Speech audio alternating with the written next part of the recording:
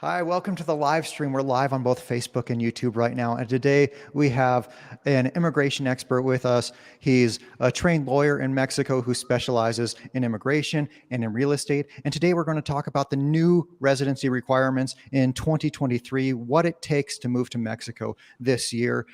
But first, or like after we talk about the financial requirements, we're also going to cover some non-financial ways people can get residency, because a lot of times people freak out or like, oh no, I can't move to Mexico because I can't qualify via the financial ways, but there are other ways to get residency. So we're going to cover that as well. And then after that, we're going to be answering your questions, and we'll probably be answering some of your questions along the way. So if you have any questions, please leave them in the chat box and we'll get to as many as we can. So with that, Mario, thanks for joining us. Thank you for having me, Jordan. It's always a pleasure to talk to you and to all of your audience and try to help for more people to get residency here. Yeah, and if you guys don't know, Mario helped me with my process a little while back, and he was great to work with. But let's just get right into it. So, Mario, what does it take to get temporary residency in Mexico in 2023? What are the financial requirements? Okay, so for what it comes, I mean, regarding the actual laws, it doesn't change anything. It's still 500, 300, and times minimum wage. The thing that has changed, it's the actual minimum wage here in Mexico. So for that case, it has gone up from 173 pesos to 207 pesos. That's what makes the difference. So consulate requirements have gone up in the same proportion. In this case, it is still pretty affordable in some cities. It hasn't gone up that much. Okay. Still, as you know, and as I think everybody looking for residency is that every consulate works differently. Every one of them has different requirements, so that remains the same. Okay. First advice that I would give for everybody is to look for the one that suits you better, that the one that you can qualify in. So in this case, I mean, for example, McAllen is still a good consulate. Like last year, it's still pretty low.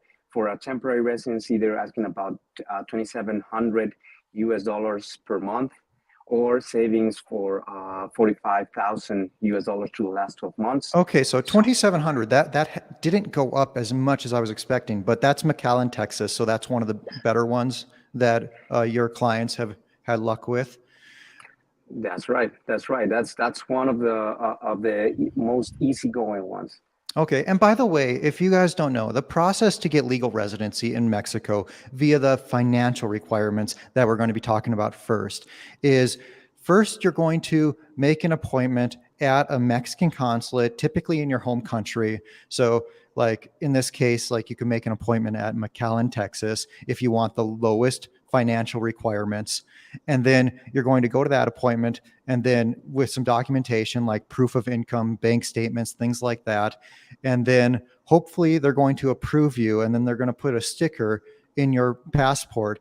And then you're going to go into Mexico to continue the process. And do I remember right, Mario, that you have 6 months or 180 days or something after you get that sticker in your passport to enter Mexico to continue the process? That's right. The time starts. The clock starts whenever you get the visa in your Uh-huh. passport. After that, you get 6 months to come to Mexico. You can come in and the very last day, but make sure you don't overstay that. I mean, that you stay or wait for more than 6 months, Yeah. because your visa will be invalid and you have to start all over again. Okay. And then after you come into Mexico, do you have an additional 30 days to start the process? That's correct. To start the Okay. process, nowadays, immigration offices in Mexico are doing it way faster than it was done before.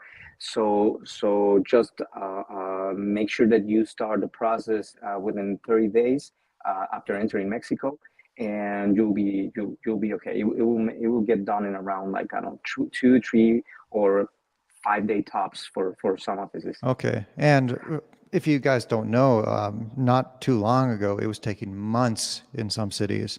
In fact, I even had a situation where it took a year to continue the process in Mexico. But yeah, you go to the immigration office in whatever city it is you want to go to, and then you continue it there. But Mario has a service where he helps people do all this. We'll talk about that at the end of this. But so those are so will you repeat those numbers for McAllen, Texas? $2,700 in monthly income or about 40,000 in savings, was it? That's correct. Monthly income coming from your job or Yeah. from a pension. And savings or investment accounts, that counts IRA, 401k, Uh-huh. uh, any type of investment account that can be where you can get like monthly statements, where you can have monthly balances. Hmm. The important part is that you can show the immigration officers that you have this minimum amount required through the last 12 months. How you do that? It's through monthly statements that you can take printed out to the consulate that you pick for them to check everything about your financials, Okay. and it's gonna be pretty easy from there. We have a question from Robert here. How about from Canada? Do you have you worked with many Canadians? Do you know like any of the better consulates in Canada or the Canadian dollar requirements by chance? Yeah, it revolves around the same amount. Obviously, like Converted into Canadian converted dollars into instead Canadian of dollars. Yes. yeah. Actually, I'm right now. I'm in Vancouver, seeing some people to give some consulting and to explore a little bit about like being able to help people from here. We have a lot of Canadians coming to Mexico. We are have a lot of Canadian clients, so we want to be updated on a lot of stuff. Um, and yeah, Vancouver, Toronto, Calgary are very good consulates. Just to give you an estimate, right now I have here in my database that for Toronto it's 3,400 Canadian dollars per month Okay. for a temporary residence. 3,400. Okay, because I just did the conversion from 2,700 US dollars to Canadian and I got 3,600 Canadian. So it's actually a little bit better there Yes. than in McAllen after you take Yes. into account the difference in the currency values. But now that we've talked a little bit about that and we've talked about temporary residency, let's talk about the requirements for permanent residency. What are the new requirements in 2023 to get permanent residency in Mexico? It's usually a couple $1,000 per month, like from temporary to permanent, A in couple each thousand consulate. more. Yeah, it's a couple thousand Okay. more. So, for example, Phoenix, it's one of the lowest requirement consulate. So they ask for a monthly income of about 25. It's 2,530 US dollars. So Hmm. 2,530 US dollars for a temporary residency, and for a permanent, it's 4,217. That's what they're asking right now. So you can Okay. see it's about like 1,000, and for some of them it comes like 2,000 more from temporary to permanent. But yeah, it depends on the consulate too. Okay. Yeah. And if you guys are thinking, oh, well, I want to live in Mexico forever, but I can't qualify for permanent residency. But if you can qualify for temporary residency, that's okay because you can get your temporary residency by meeting those lower financial requirements. And then that's going to be valid for a year. And then at that year mark, or well, slightly before that year mark, you can renew it for another 3 years. And then after having temporary residency for 4 years, you can convert that into permanent residency. So even if you don't meet those qualifications right now for permanent residency, you could have it in 4 years. Yes, that is correct, and that's very important to mention because some people think that if a lot of people want to get permanent right away, but they don't see the utility on they don't see the use of a temporary one because they are not planning to just stay for 1 or 2 years. They want to stay for good, but so they can lose disencourage a little bit because they think that they cannot get the permanent right now, so they might as well don't do it anymore. But it's the same. If you get a temporary, or you get a permanent, you get the same benefits.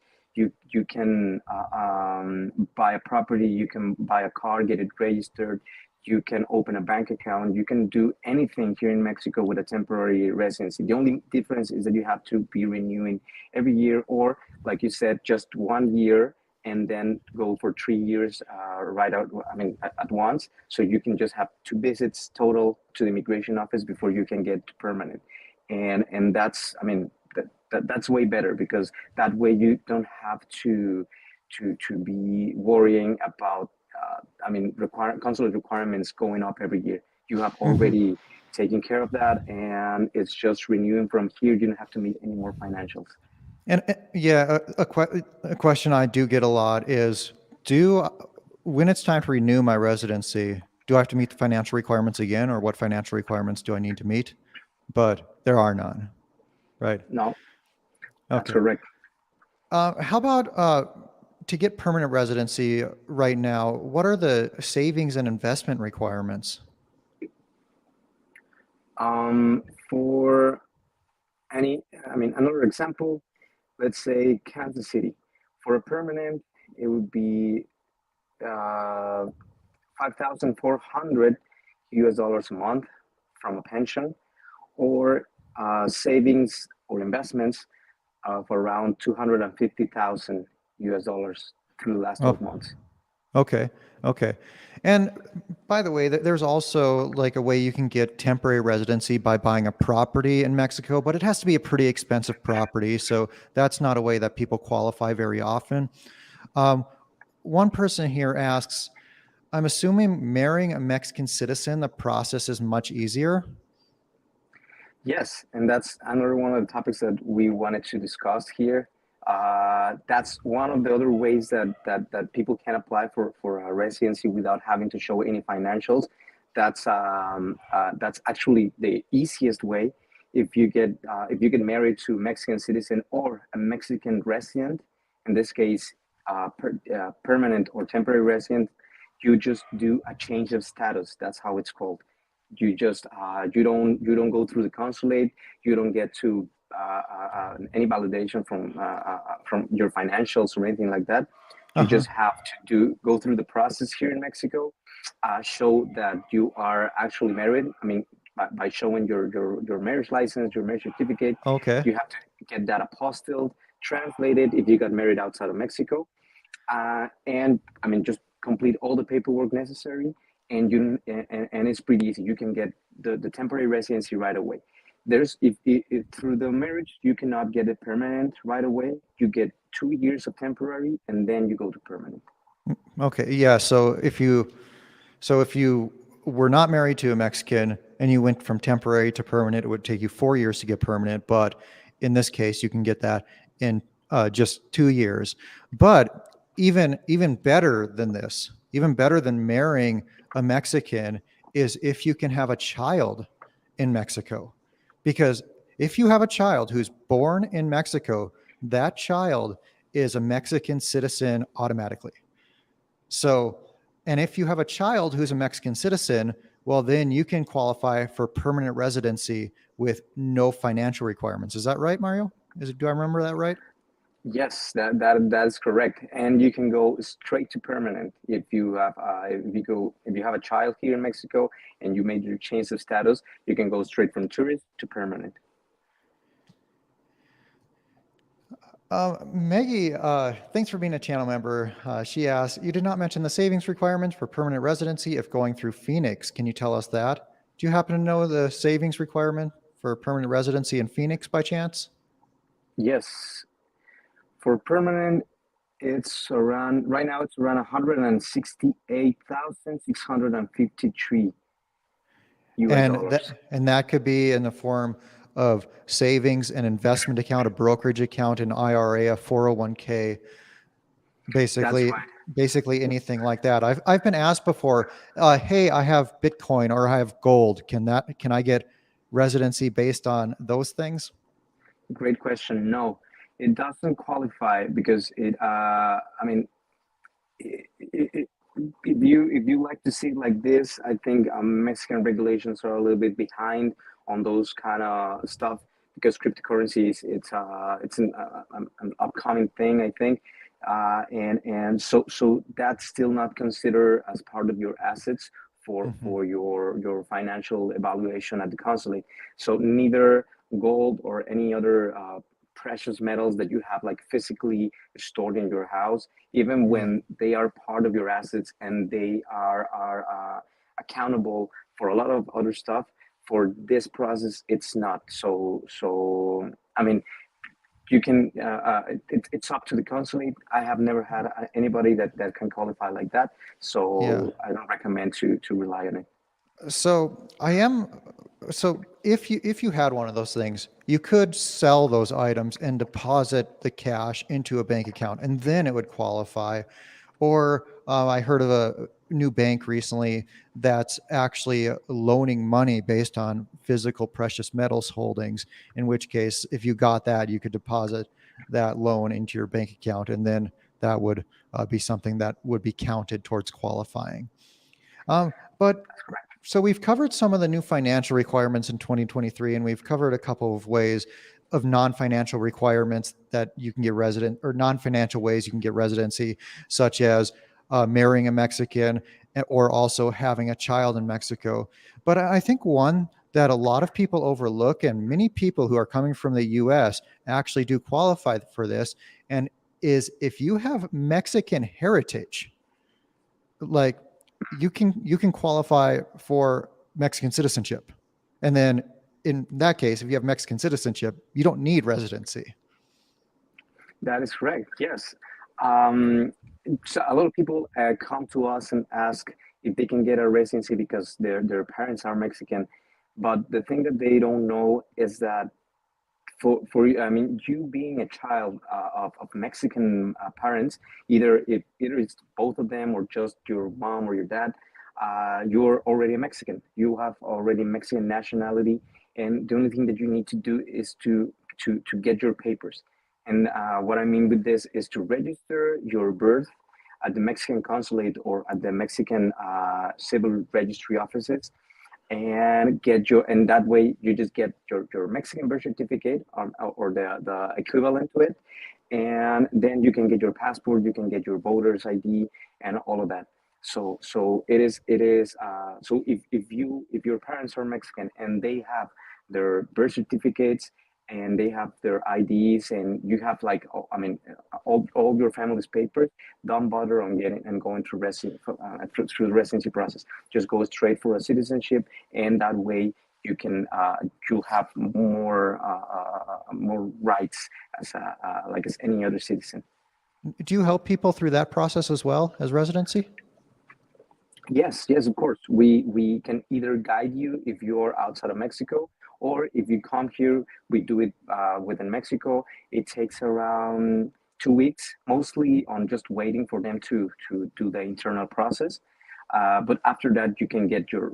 I mean, let's say you have a Mexican child, and I mean, I'm sorry, you have a U.S. born child, and you have Mexican parents, but you yourself was also born in the U.S. You can come here, get your Mexican birth certificate, and then after that, you'll get your son's Mexican birth certificate because you will now be a Mexican, and so your son is also, I mean, from born from a Mexican. So Yeah. it is not automatic, but it's simpler than doing the residency. So let's say I had a grandparent who is a Mexican citizen, but my parents never bothered to get their Mexican citizenship. Is there a way for me to get my Mexican citizenship? If your parents are alive and they have their papers, yes, because they have the possibility of going through this This process? registration process, Yeah. and then you can do it.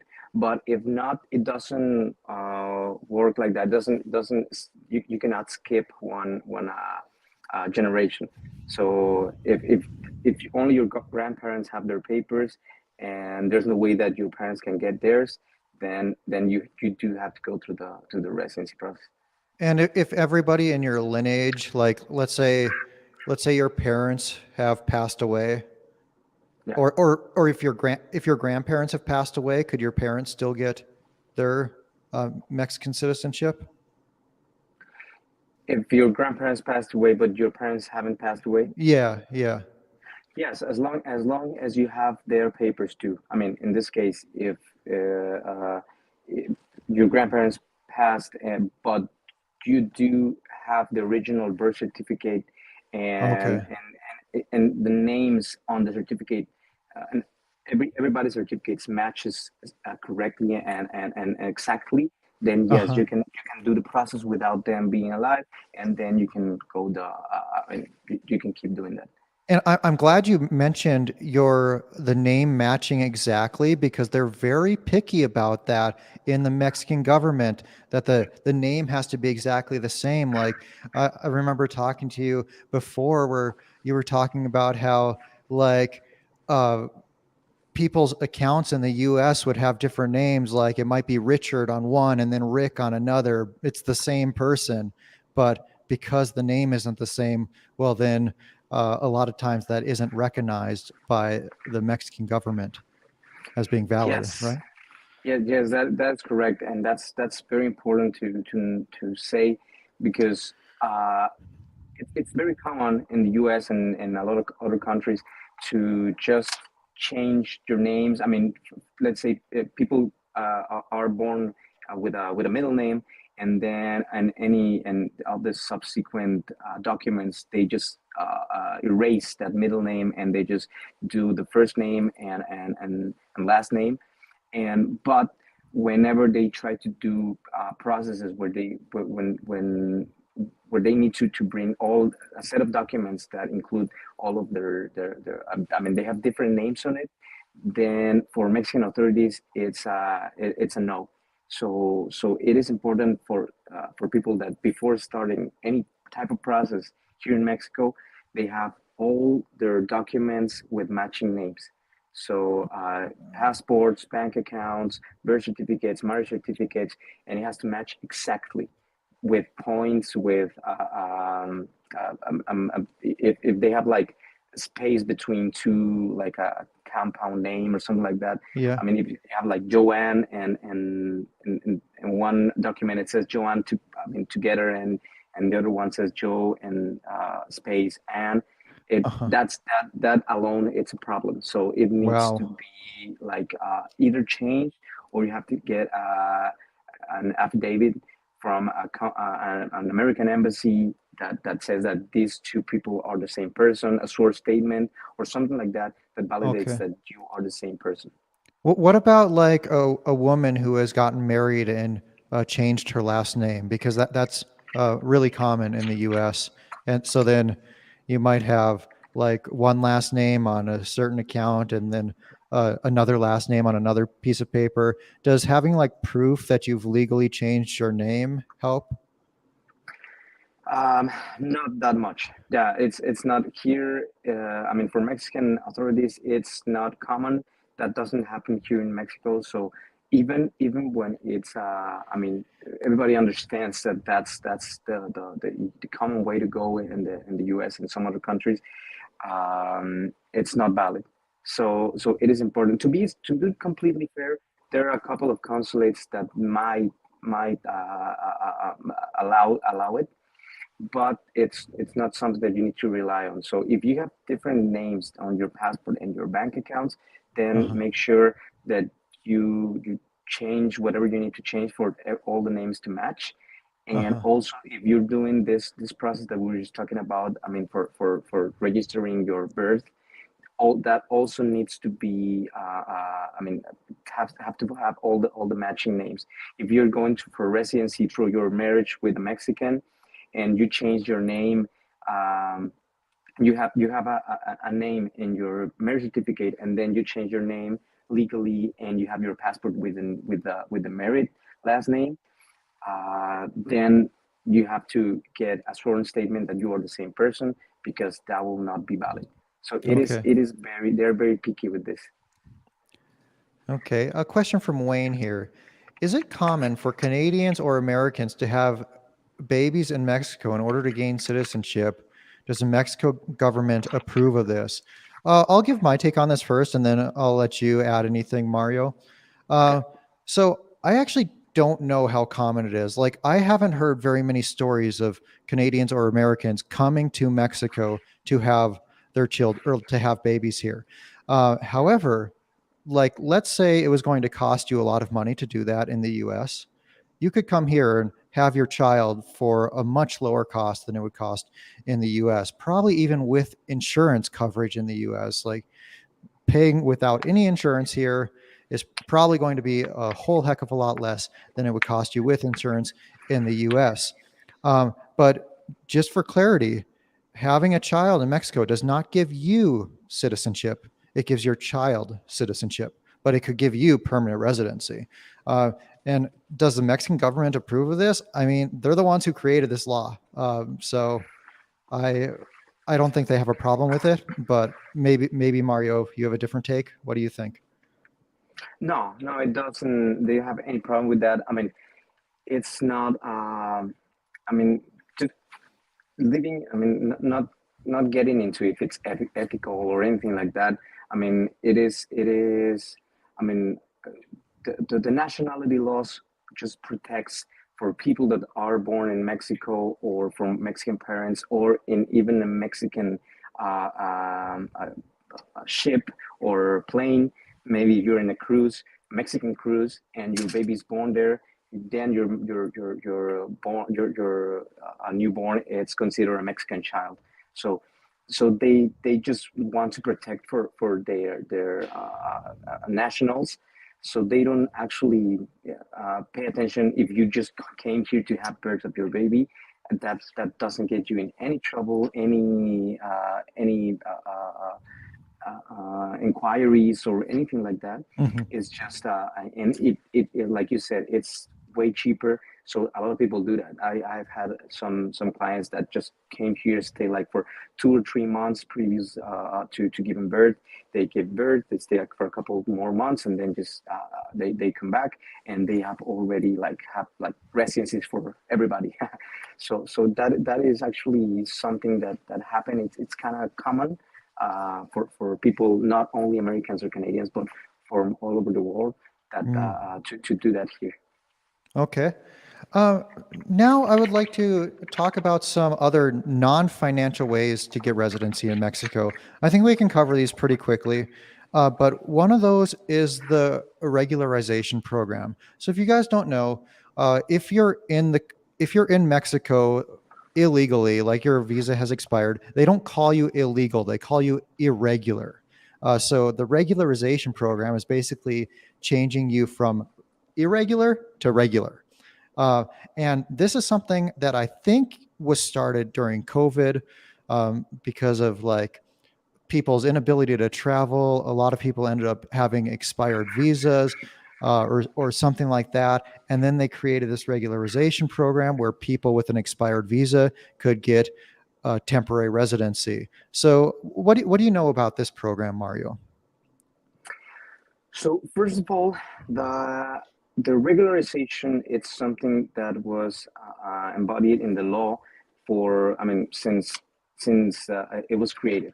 So the difference, I mean, that what happened during COVID is that they made a new uh, they created a new way of doing the regularization, because you before that, if you are irregular here in Mexico, I mean, there in Mexico, you can get regular by family unification. If you get married to a Mexican, if you have a child, you can do the change of status, but it is called a regularization because you are Okay. irregular at the moment. Also, if you get a job, then you have a job offer, and that you get regular by applying through the company that's employing you.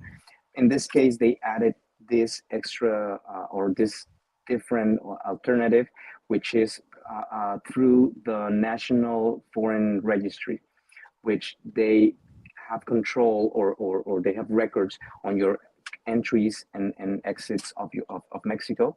So they know, I mean, so they wanted to do like a benefit for people that are like regular visitors of Mexico to be able to become residents if they are here irregularly. This was something that was very popular a couple of years ago because it was super easy to get 4-year residency just by paying the fine and applying. But Hmm. it has been a little. They have implemented more restrictions to it because all of the. I mean, it is. It has. I mean, now that the COVID restrictions are ending a little bit, they don't see why people cannot go out of Mexico and go back to the country. So they are starting to be more strict about it, and it's still something it's operating. It's still in use, but right now you have to have, at least in Querétaro, you have to have like a visa, like you have overstayed visa, a tourist visa for before 2022, and to have entries in Mexico Like, for could it be before in 2020. 2022 where you got your visa and then it Yeah, has to be expired? Okay. So it is still possible, but there aren't many people doing it right now because not many people qualify. yes. So if people want to come just now and overstay and then apply, they're not going to be allowed because it needs to be from an expired visa of 2022 at least. And while we're talking about this, while we're talking about like you mentioned like going back to your country and like coming back to Mexico and getting a new visa. Well, most of us from what they call Western countries with like basically the more powerful passports around the world, basically any one of those people can come to Mexico and get 180 days visa free and be allowed to stay in the country for 180 days. Let's just call it 6 months, even though it's not exactly.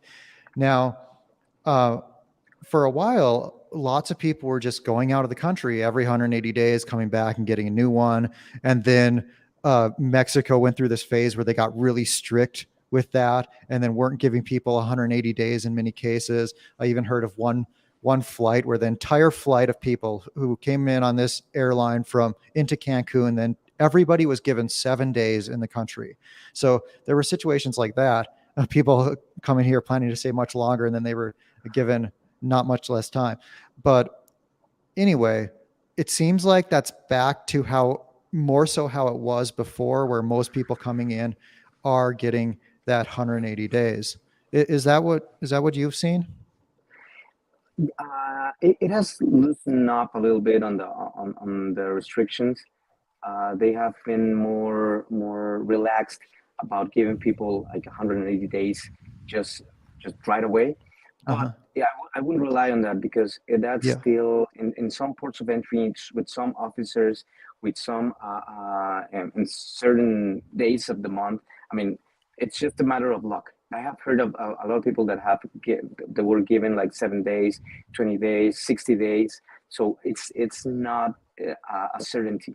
So I wouldn't rely on that if you have like if you're just here for, I don't know, for a spring break or something like that, then it's okay. I mean, it's you're gonna get as many days as you're gonna stay here if you could just come here for a couple of weeks of vacation.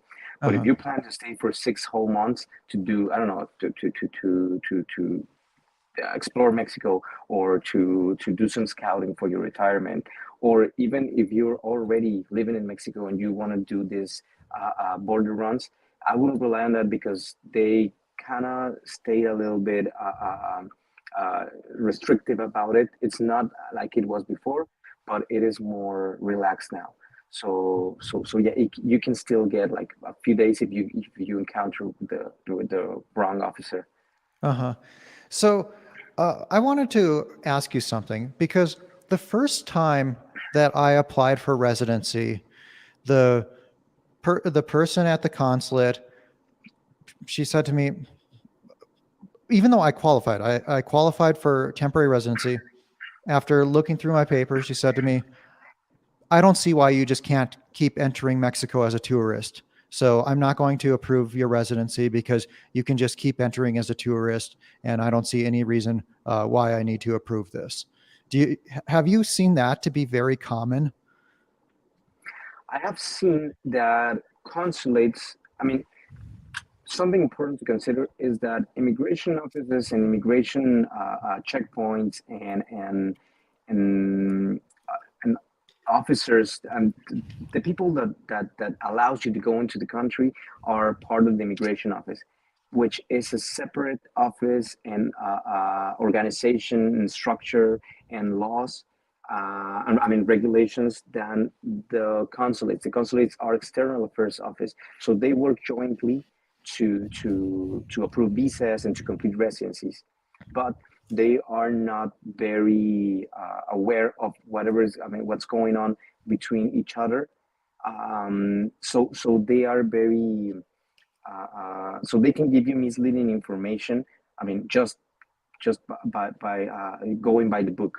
So if the consulates usually say like, hey, this is no way that's going to be possible in Mexico, so you need to do it this way. But that's not how it's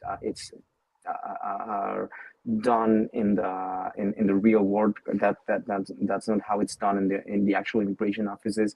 So the only way that you can be really certain of how it's going to be whenever you come to Mexico, you have to get in touch either with the immigration offices or with a consultant that you rely on to give you like the updated information on how to do it. So in this case, yes, they do want you to, or the nature of the residency is for you to be living in Mexico. So depending on what your answer is and what your paper says and what your application say, then they can say, hey, I cannot give you residency because for me, you don't need it.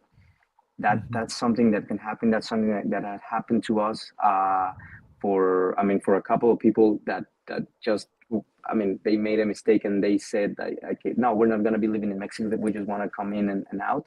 Then Uh-huh. they don't get residency because that's not the point of getting residency. Even when there's no problem on you doing that, if you tell that to the immigration officer at the consulate, then it's not going to go through.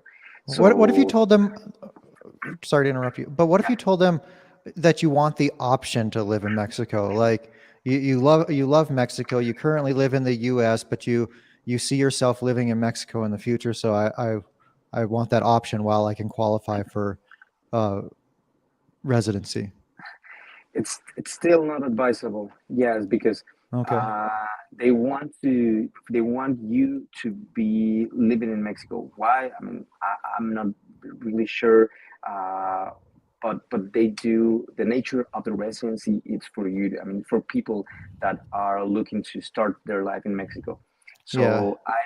So I wouldn't recommend for you to give just all the truth to them because they might misinterpret it and not give you the residency.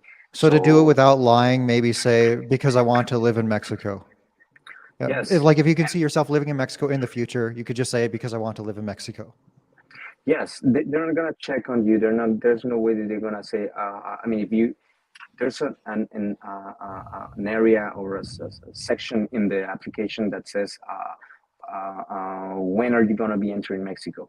So you can just say I'm going to be entering tomorrow, and there's no way that, and they're going to check for any flight schedule. They're going to give notice to the border office that they're going to check you in.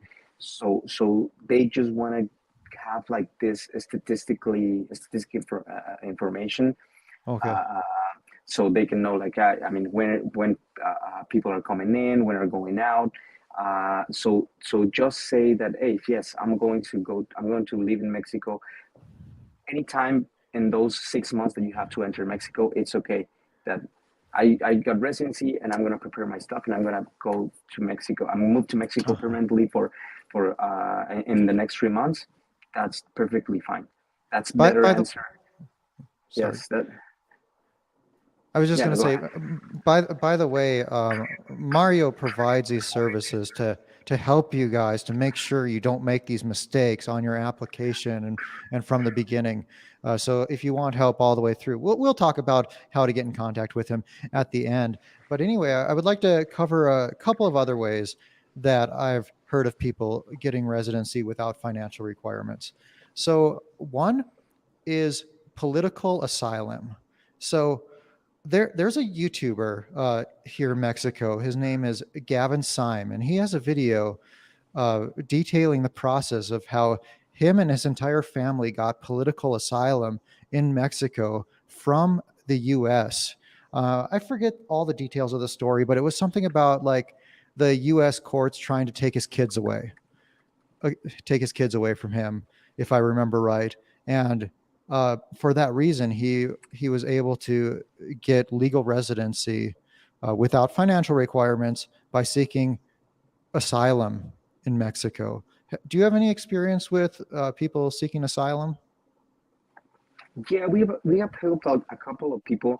It's usually people from South America or Central America that wants to get political asylum, or I mean, it's called like like a, it's a request to be like a refugee in Mexico. This has to be you have to prove that you're in actual like danger by coming to your back to your country. So either one of these situations, if you're going to take your kids away, if you're being threatened by I mean a person or an institution or even the government, if you are being like persecuted for, I don't know, any reason, if your home country has like it has like a civil war, or it has like some very evident and super like complicated economic like picture, something like that. I mean, something Hmm. that really kind of endangers your life or the one or your families. Then you can apply for a polygamy asylum. It's a long process, but it is pretty simple. You have to do some request to the Refugee Commission, and Hmm. that can be done at almost any immigration office. And you don't get residency. I mean, itself. You don't get the same status as any other resident. You get a refugee status. So that only allows you to be in Mexico like regularly, but it doesn't account for you to become a permanent residency or anything like that. You just become a refugee of Mexico, and you can stay here and live here and just do your life here. But you are that can you have to be also like renewing and just kind of be very attached to that Okay. condition. Maybe I'm remembering his story, some details wrong, because I, what I remembered is that his process took about a year, and I think he ended up going to the office, like I don't know, maybe six different times. And I thought at the end when the process was over, his entire family got temporary resident cards, but maybe I'm remembering that wrong. Maybe what he got is like a humanitarian visa. With that, you can get like like a residency card, Uh huh. and but that's a little bit more complicated to kind of qualify to say like that, because it is very like, I mean, to interpretation from the immigration officer. So it's pretty much the same idea, that you have to prove that you are not able to leave Mexico because Okay. of these other reasons, but you do have to in this case you do get a residency, and you can and it also takes like a lot of time to process. Okay. And by the way, when you were talking about the various situations in which when that might apply, you mentioned if your country's in a civil war. I remember not too long ago hearing something about Mexico offering residency to all Russians and Ukrainians. Was that something like this program? Yes, that is correct. So if you were, I mean, in this case, Russia, Ukraine, or not so long, I mean, Venezuela, or these countries where they have like very complicated situations, like political and economical. they can come here and they can get applied for a residency through this way. Okay, okay. Let me hop over to the comment section here and let's see if there's any questions that people have that we haven't covered yet. Because we've talked about the financial requirements, we've talked about various ways to get residency without financial requirements. Are there any other ways to get residency without financial requirements that we have not covered or that we have not talked about yet? Um, well, in general, the I mean, if you get a job offer, then you have to show any financials, but you do have to get a company that wants to employ you here in Mexico. So that's it's another set of complications, but you do not have to show any or qualify with any financials. Also, if you get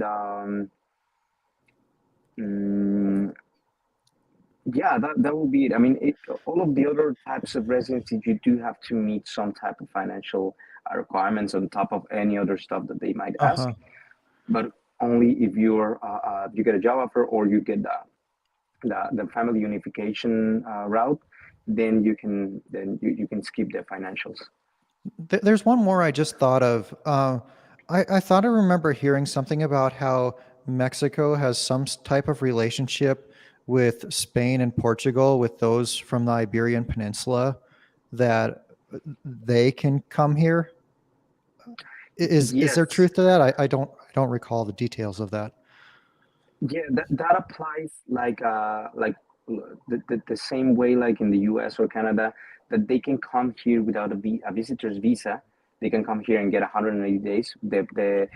These countries are let me see if I can remember all of them, but it's just United States, Canada, United Kingdom, everybody in the Schengen space, which covers some other countries. Also, uh, some other like groups that have like different diplomatic agreements with Mexico, like Colombia, Peru, Chile, and in this case, countries from the Iberic Peninsula. So yes, these countries that have these agreements with Mexico can enter without to have without the need to have a visitor's visa, and they can get the 180 days right away. But it's not like they would have a temporary residency easier, Okay. or that they don't have to go through the same financial validation to get a residency. Okay. Steve mentions Russia and Ukraine are separate countries. It's not a civil war. Yeah, I didn't mean to imply that that was a civil war, but I meant like Mario mentioned civil war. So those are a couple of countries who are dealing with turmoil in their country right now. Yeah, absolutely. Yeah, no, it's not it's not the same. It was just referring when I said civil war, I was referring like maybe inside of the same country, Hmm. you have like some sort of political uh, I don't know problems, and but if you are also like in some type of international conflict that affects you as a civil, then you can come and apply as a refugee or for Okay. political asylum. Okay. Malia, thanks for being a channel member. She asks, does a married couple have to have all their money in the same bank account? And we could actually talk about a little bit about this because that's another common question. Like, hey, is the amount for temporary or permanent residency the same for one person as it is for a married couple, or is it a little bit more for a married couple, or how does that work? Okay, so if you're applying with a joint account uh, uh, through the savings route, then it will be divided 50-50. The consulates don't I mean usually don't say like okay it's just one account. I mean it's just one person and then the other one is a dependent. If you have a joint account under both of your names, then they will take 50-50 and they will split it like that. So that way you have to qualify it I mean each one of you separately. let me give an example. If you're applying for a temporary residency, and you need 45,000 US dollars, and you have a joint account of 60,000 US dollars, then they will split it in half, and they will take 30,000 and 30,000 for each. So that way you won't apply with that account. In this case, you need to do the you need to either meet the double of it if you want to have two people with that same account, or just apply for one of you, and then that way maybe they can allow it. It all depends on the consulate, because the they have to. I always say, like, okay, if you have like just this specific situation, let's prepare the file as good as we can do it, and then you go give it a try. If that's the only way, we have to check all of your complete financial situation, so we know what's the best way to go. But just like this, it's not allowed to have like it's not accountable for both of them to have like the same account. I don't know if Yeah. that was clear enough. Would you say that in many cases where it's a married couple, that it might be a good idea for just one person to apply? Because like if one person gets residency, then the partner, the husband or the wife, could also qualify for residency based on their husband or wife having residency already. Is that not correct? Yes, that is correct. So if you're a married couple, and first you have to prove that you are married. It's not just bringing the account under both of your names. So you have to show your marriage certificate and everything that shows that you are in fact sharing that assets. But if you can just qualify for one of you and then come to Mexico, finish residency, and then go through family unification, that's easier, because that way you have to, you both get residency without having to show like a crazy amount of financials. Okay. And Malia says it's separate accounts, separate names, applying for temporary residency. One of us works remote and the other is disabled. Okay. Well, then it shouldn't cause a problem, because since there are separate accounts there. That's Well, correct. so Mario, I wanted to keep this stream under an hour. So can you tell people how to contact you if they would like to employ your services, like if they would like help getting legal residency in Mexico, or any other thing that might be like getting citizenship, or anything else we've talked about today? Yes, absolutely. So what we do first, to explain a little bit about our service and process, is that we are a consulting company, or called Exo Consulting. We do assistance for people that want to come to Mexico and relocate. We can help you with preparing all of your file for the consulate appointment. We set up your consulate appointment. We kind of guide you on the best way and place to go, because we deal with a lot of places at the same time. We have a lot of different cases and situations where we just kind of gather all the information, and we give you that, like, the experience from a lot of people in the same place. And so Mhm. we can say, like, hey, you have to bring this, or change this, or say this, don't say that. So we can give you we cannot guarantee the 100% the outcome of the interview. That's impossible for us or for any other consulting of this type, because it's completely up to them. It's completely up to your interview. But we make your application as bulletproof as possible, so you don't have to you have to worry as less as possible. So in this case, we just kind of try and get whatever you want. We go we go the extra mile to try and get the result that you want. And when you come to Mexico, we prepare everything, so we can take care of all the file, all the second part of the process here in Mexico. We work mainly in Querétaro, San Miguel de Allende, and Mexico City. where we can also assist you in Guadalajara, in Cancun, or or almost any other city in Mexico, either a remote way, or we can set up like some travel expenses and we can go and join you there. So it's just a matter of talking. And if you want to get in touch with us, we have, I believe Jordan's going to leave our email, phone numbers, and contact information. So you can either call at our office or send us an email. And we have a whole team of people that will take care of you for this, or any other assistance you need in Mexico, real estate, consulting and services, house hunting, city tours. And also we are starting to help people with moving their stuff from the US to here, with international movings. And yeah, just general guidance on whatever you need to do in the city. We are prepared. We are everybody here. It's from native from Mexico, so we know our ways around it, and we just like to take care of people and make the transition as smooth as possible. So yeah. And by the way, last time I had Mario on a live stream, a whole bunch of you went and contacted him, and you didn't have enough staff at that time to deal with the immense amount of people coming in. So there were some delays last time, but I think it's going to be a little bit quicker this time around. Yeah. It's mostly the response time at the beginning. I mean, we have to analyze every case. We have to say things.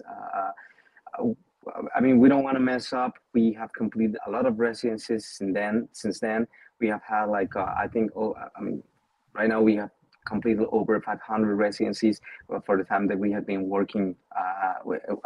On this line of work. So yeah. I mean, don't worry. We'll answer your emails, your phone calls as soon as possible, and we'll get you processed. And yeah, we'll try to meet your expectations. Awesome. Well, thank you so much, Mario. I put your email address in the chat box. So that's info@exoimmigration.com. Is that correct? Yes, that's correct. And then your website is exoimmigration.com if people want to go there and find out more. And Malia says, I will be wanting to get in touch with you to use your services. What are the fees? Well, it's going to depend on which service you want, because each different service has different fees. And there's Mario's fees, or Exo Consulting's fees, and then there's the government fees. But like, let's say it's an application for temporary residency, helping them out from the very beginning. What's that going to cost? For a temporary residency, it's around 14,000 pesos per person, which includes our fees and fees for immigration. That's the total that you have to pay, and we take care of everything. When you come here, we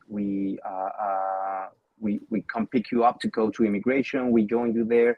We complete the process. We make all the payments for you. Then we take you back to your place, and everything we can do it. We can take care of everything and prepare everything in advance remotely. And then when you come here, we'll get to meet, and we'll do it together. And by the way, 14,000 pesos is about $750 US.